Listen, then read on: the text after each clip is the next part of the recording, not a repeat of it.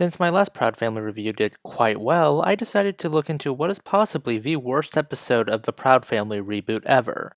And given that the Aesop of one of their episodes in Season 2 was effectively race mixing is bad, you'll need to do a really bad job at trying to top that. First, we start out at rock bottom because it stars Maya.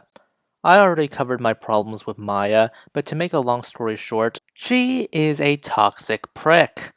She's the one who heard a rumor, not even a credible rumor, that the celebrity in End of Innocence only dated white girls and proceeded to, with the help of Penny's friend group, bully the hell out of Zoey for dating that boy. On a rumor.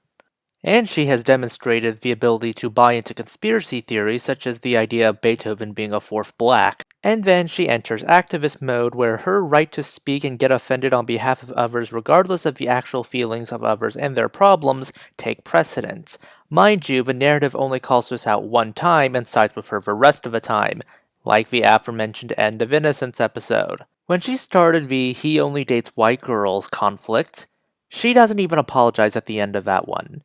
She only says that this is why them girls need to stick together, as if to dodge responsibility. This wouldn't be so egregious if the other girls weren't the ones apologizing, including Zoey, whose only crime was being bullied. Screw you, Proud Family. Maya is the devil who comes disguised as an angel of light. If she was written by a more competent crew, then she would be an amazing Claude Frollo type villain. And now, she's the protagonist of this episode, and I already want to vomit. Oh, and I haven't even begun to talk about the episode yet. This episode tackles the idea of whitewashing history and basically turning history into hagiography, and it's exemplified by Christian A. Smith, Smithville's founder. One character even puts it, pretending something didn't happen doesn't make it go away. However, the episode actively partakes in the same level of denialism and hagiography that it preaches against. Christian A. Smith was a slave owner in the free state of California, in the city of Smithville. What mode of slavery do you think this episode immediately defaulted to? Plantation slavery, a form of slavery associated with the former Confederate States of America, aka not California, which was a free state. I'll grant you that the Dred Scott case said that slaves were property wherever in the US, regardless of whether it was a free state or a slave state or not. And yes, it was possible they were trying to grow crops in California.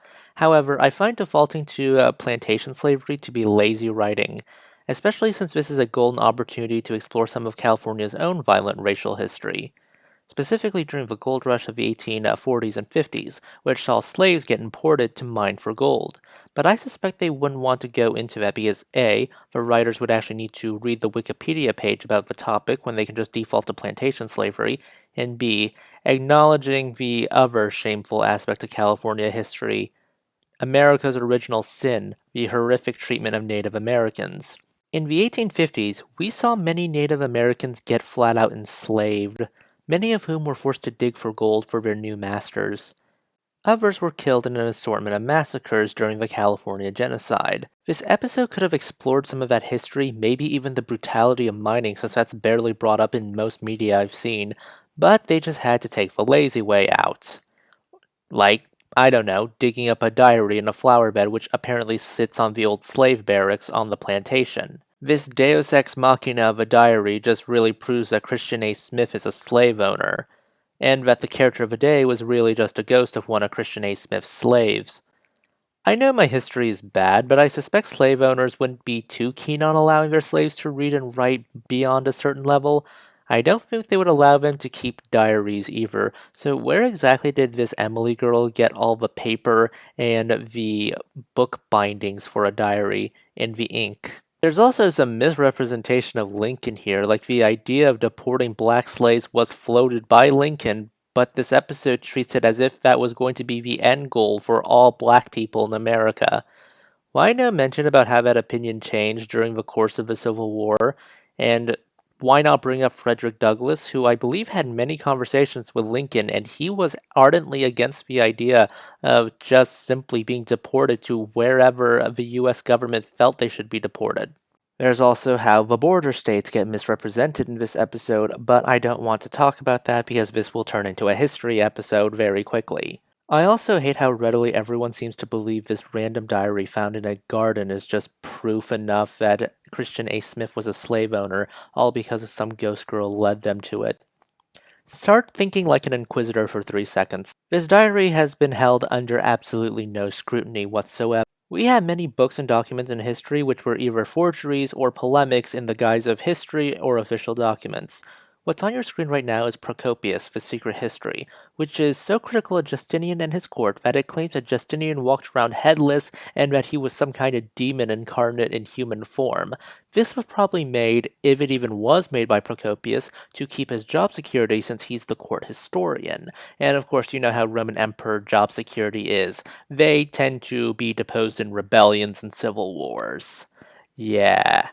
What I'm trying to say is that source criticism goes a long way. You cannot just have some random source prove anything, you need to corroborate the sources. Find some archaeological evidence, such as a slave graveyard on the Smith property. Were there not, like, records of Christian A. Smith's slave purchases? Did he not leave behind any kind of trace that he was a slave owner? I mean, someone from like over 150 years ago being a slave owner is not exactly news. This episode desires to rally against sanitizing history and hagiography, yet it actively does the same thing without any irony. It alters the nature of slavery in California in favor of a plantation narrative. It either knowingly or unknowingly covers up the California genocide. And for all this talk about how the past is being covered up, we are told to uncritically trust a single book without corroborating any evidence. All because of a singular ghost girl saying so. Even devils come in the guise of an angel of light. How would I rewrite this episode? Well, I'd probably change a lot. Remove the infallible ghost girl. Have Maya simply not want to celebrate Smithville's founder because she assumes Christian A. Smith was a slave owner. However, she learns that Smith wasn't a bad guy and was a humanitarian who helped former slaves after the war. Then she opens up a bit more to him. And then she does some research and finds some less than stellar things about him. Racial violence against the Indians, lynching Chinese people, probably anti-Semitic writings. Now Maya has to reconcile the image of Smith the humanitarian and Smith the murderer.